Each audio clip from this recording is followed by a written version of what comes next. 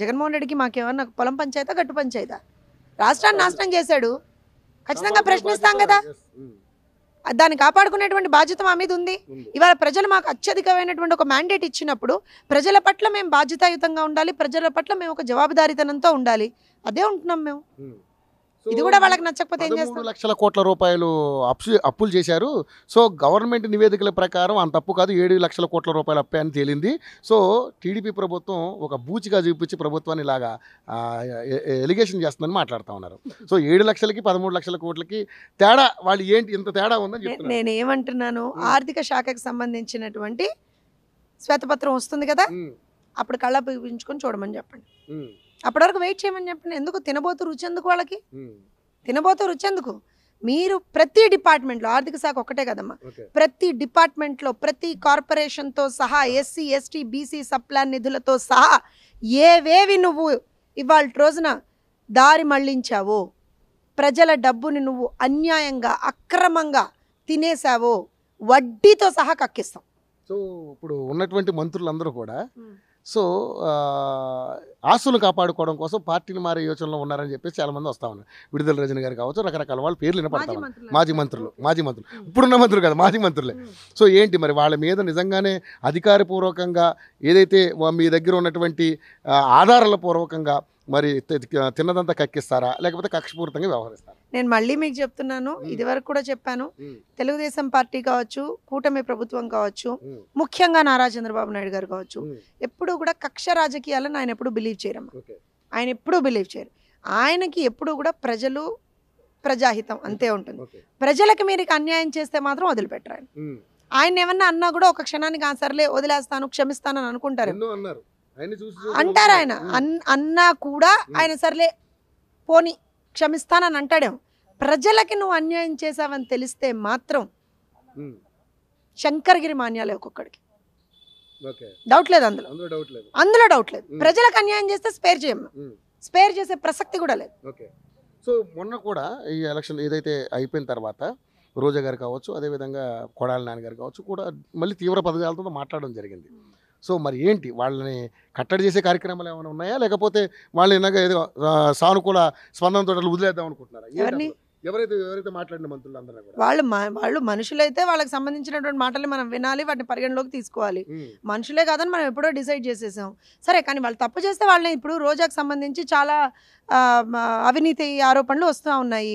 ఆ డిపార్ట్మెంట్లో ఇచ్చేసింది అది చేసిందని ఒకవేళ ప్రూవ్ అయితే ఆమె మీద కూడా కేసులు పడతాయో మాకేం తెలుసమ్మా, మాకేం తెలుసు?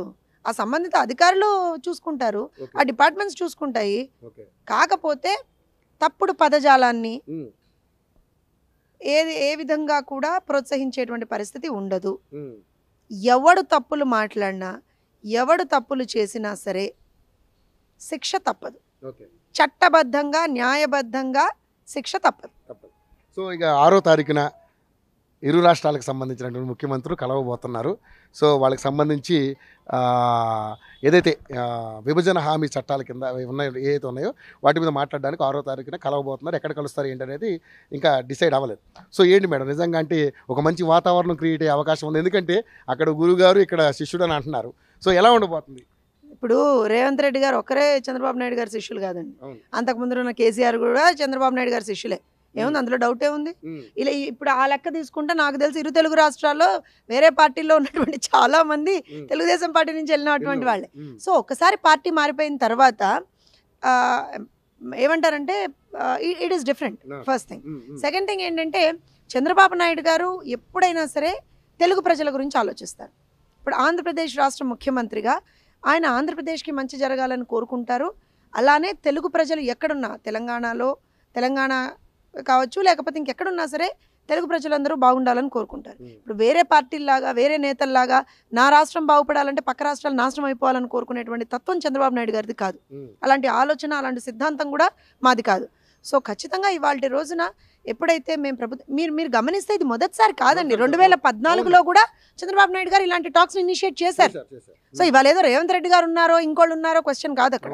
ఎప్పుడైనా సరే మన పక్క రాష్ట్రం కూడా బాగుండాలి, మనకి న్యాయబద్ధంగా ఏవి రావాలో అవి రావాలి, అలానే వాళ్ళకి అన్యాయం జరగకూడదు అనేటువంటి ఒక ఉద్దేశంలోనే చంద్రబాబు నాయుడు గారు ఉంటారు. ఆయన ఎప్పుడు ఎవరికి అన్యాయం చెయ్యరు, అన్యాయం కానివ్వరు కూడా. వాటర్ విషయంలో కూడా సో డెఫినెట్ గా నేను అదే చెప్తున్నాను, అటు ఆంధ్రప్రదేశ్కి అన్యాయం జరగకూడదు, ఇటు తెలంగాణకి అన్యాయం జరగకూడదు. ఎందుకంటే ఉన్నది ఇప్పుడు రాష్ట్రాలుగా విభజించబడ్డ అన్నదమ్ములే కదా. ఇప్పుడు మనం బాగుండాలి అని కోరుకోవడం తప్పులేదు, కానీ నా అన్నో తమ్ముడో నాశనం అయిపోవాలని ఎవరం కోరుకోం కదా. సో మేము కూడా అంతే కదా, ఎవరమైనా అంతే కదా. ఇప్పుడు మనమైనా సరే ఎవరమైనా సరే తెలంగాణ వాళ్ళైనా ఆంధ్ర ప్రజలు నాశనం అయిపోవాలని కోరుకుంటారా ఎవరన్నా?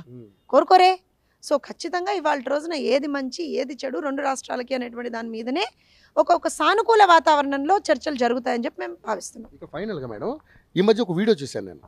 కేసీఆర్ గారు చంద్రబాబు నాయుడు అంత దట్టియెస్ట్ పాలిటిషియన్, అంతటి దుర్మార్గుడు నేను ఎక్కడా చూడలేదు, నిజంగా ఆంధ్రప్రదేశ్ ప్రజలకు మొక్కాలి ఆయన భరిస్తున్నందుకు, ఇలాగే ఆయన భరిస్తున్నందుకు, ఇలాంటి మాటలన్నీ విన్నాం మనం. నిజంగానే మరి ఈ రోజున మరి ఏంటి దీన్ని ఎలా చూస్తారు? ఎందుకంటే చంద్రబాబు నాయుడు గారి సన్నిహితుడిగా, చంద్రబాబు నాయుడు గారి క్యాబినెట్లోనే మంత్రిగా చేసి వాళ్ళతో సహచరులుగా ఉండి ఈరోజు ఇలా మాట్లాడడానికి, ఈరోజు టీడీపీని తెలంగాణలో లేకుండా చేయడానికి గల కారణాలు ఇవన్నిటి మీద ఏం మాట్లాడతారు మీరు? మీ స్టేట్మెంట్ ఒకటి తప్పు. ఏంటంటే తెలంగాణలో టీడీపీ లేదు అనేటువంటి స్టేట్మెంట్ తప్పు. తెలంగాణలో టీడీపీ ఉంది. మేము ప్రజా సమస్యల పట్ల అనుక్షణం కూడా పోరాటం చేస్తూనే ఉన్నాం. కేసీఆర్ గారికి ఇబ్బంది ఏంటి అని అంటే, చంద్రబాబు నాయుడు గారు ఆయనలాగా ఏమంటారు అని అంటే ప్రాంతాల బేస్డ్గా, కులాల బేస్డ్గా, మతాల బేస్డ్గా ఎప్పుడు కూడా వైషమ్యాలు క్రియేట్ చేయాలని చంద్రబాబు నాయుడు గారు అనుకోరు. ఆయన చేత ప్రాంతం అనేటువంటి ఒక సెంటిమెంట్ తోటి అధికారంలోకి వచ్చాడు. 10 సంవత్సరాలు ఏం చేశాడు చూడలేదా మనందరం? ఇవాళ కొత్తగా వచ్చి ఏదో నేను ఉద్ధరిస్తాను అని అంటే ఎవడు వెండు. ఫస్ట్ ఆఫ్ ఆల్ ఇప్పుడు చంద్రబాబు నాయుడు గారికి కేసీఆర్ గారికి మీరు ఎక్కడ డిఫరెన్స్ చూడాలి అని అంటే, కేసీఆర్ గారు ఎప్పుడు కూడా పర్సనల్ అసాసినేషన్స్ చేసే ప్రయత్నం చేస్తూ ఉంటాడు. అది ఒక రాజకీయ చతురత కాదది, ఒక రాజకీయ పరమైనటువంటి ఒక మెచ్యూరిటీ కాదది. ఎప్పుడైనా సరే నువ్వు రాజకీయంగా ఎవరితో ఉన్నా డిఫర్ అవ్వచ్చు, తప్పలేదు. ఇప్పుడు మేము కూడా కాంగ్రెస్తో డిఫర్ అవుతామండి. నేను కూడా రేవంత్ రెడ్డి గారితో భయంకరంగా డిఫర్ అవుతాను. కానీ there is a limit when you talk about people. కానీ అంత మాట్లాడినటువంటి కేసీఆర్ గారికి ఒక దెబ్బ తగిలితే చంద్రబాబు నాయుడు గారు వెళ్ళి చూసి పరామర్శించి వచ్చాడు. అది మానవత్వం. అది కూడా లేనటువంటి వ్యక్తులు వాళ్ళు. సో వాళ్ళ గురించి మీరు ఏం ఆలోచిస్తున్నారంటే, వాళ్ళ గురించి ఆలోచించేంత టైము మాకు లేదు, అంత ఆలోచన మాకు. అంటే పెద్ద పెద్ద మాటలు మాట్లాడారు. దట్టియెస్ట్ పాలిటిషియన్ అంటే ఇప్పుడు they have their own frustrations. దానికి మీరు వచ్చేది ఇప్పుడు ఎప్పుడైనా సరే, ఇప్పుడు మీరు గమనించండి, ఉద్యమ సమయం నుంచి కూడా తెలుగుదేశం పార్టీని ఎందుకు టార్గెట్ చేశాడు కేసీఆర్? ఖచ్చితంగా బలంగా ఉంది. ప్రజల్లో తెలుగుదేశం పార్టీ పట్ల చాలా నమ్మకం ఉంటుంది. దాన్ని టార్గెట్ చేసి ముందరికి వెళ్ళాడు. అంటే నేను బతకాలి అంటే పక్కవాడు చచ్చిపోవాలనుకుంటాడు కేసీఆర్. మేమేమనుకుంటాం? నేను బతకాలి, పక్కవాడు బతకాలని మేము అనుకుంటాం. సో మాకు కేసీఆర్కి చాలా తేడా ఉంది. ఇప్పటికైనా సరే చంద్రబాబు నాయుడు గారు చాలా ప్లాట్ఫామ్స్ మీద ఏం చెప్తారు? నా తర్వాత వచ్చినటువంటి ముఖ్యమంత్రులు నేను చేసినటువంటి పనిని నాశనం చేయలేదు, కనీసం ముందరికి తీసుకెళ్లారు అంటాడు. అది చంద్రబాబు నాయుడు గారి ఔదార్యం. కేసీఆర్ గారి కుంచిత మనస్తత్వం ఎక్కడ బయటపడుతుంది? ఏం చేశాడు చంద్రబాబు నాయుడు అన్నాడు. ఇవాళ నువ్వు అధికారంలోకి వచ్చేటప్పటికి ఒక సర్ప్లస్ స్టేట్గా తెలంగాణ ఫామ్ అయింది అంటే అది చంద్రబాబు నాయుడు గారు చేయబట్టే. ఆ మాత్రం కూడా నీకు జ్ఞానం లేకపోతే ఎవడేం చేయగలడు?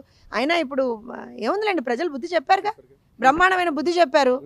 ఆ రోజున ఇప్పుడు ఇద్దరు గురు శిష్యులు, మీరు ఇంత గురు శిష్యులు అన్నారు చూసారా, ఆ ఇద్దరు గురు శిష్యులు అంటే కేసీఆర్ అండ్ జగన్ ఇద్దరు. ఒక ఆయన ప్రతిపక్ష హోదా ఆల్రెడీ ప్రజలే ఇవ్వలేదు, ఇంకొక ఆయనకి ఇచ్చిన ప్రతిపక్ష హోదా కూడా తన్ని తగలేసేటట్టుగా ఉన్నారు ఎమ్మెల్యేలతో సహా. సో వాళ్ళు ఏదో ఫ్రస్ట్రేషన్స్ లో మాట్లాడుతున్నారు, వాళ్ళ మాటలు పట్టించుకోవాల్సినటువంటి అవసరం పెద్దగా లేదు. సో నెక్స్ట్ ఏంటి మేడం, తెలంగాణలో టీడీపీ పరిస్థితి ఎలా ఉండబోతుంది? బ్రహ్మాండంగా ఉండబోతుంది. ఒక బలమైనటువంటి శక్తిగా, ప్రజల తరఫున పోరాడేటువంటి శక్తిగా టీడీపీ ఎప్పుడు ఉంటుంది తెలంగాణలో. Okay, thank you madam, thank you so much. చాలా బిజీ స్కెడ్యూల్, ఢిల్లీ వెళ్తున్నారు. సో అయినా కూడా ఒక 10 నిమిషాలు మా కోసం కేటాయించారు. ఏదేమైనా ఇరు రాష్ట్రాల్లో టీడీపీ బలంగా ఉండాలని మనస్ఫూర్తిగా మేము కూడా కోరుకుంటున్నాం. ఎందుకంటే ఎక్కడైనా మంచి ప్రజారంజకమైనటువంటి పాలన అందించాలని మనం కోరుకుంటున్నాం. Thank you madam, thank you so much. Over to studio.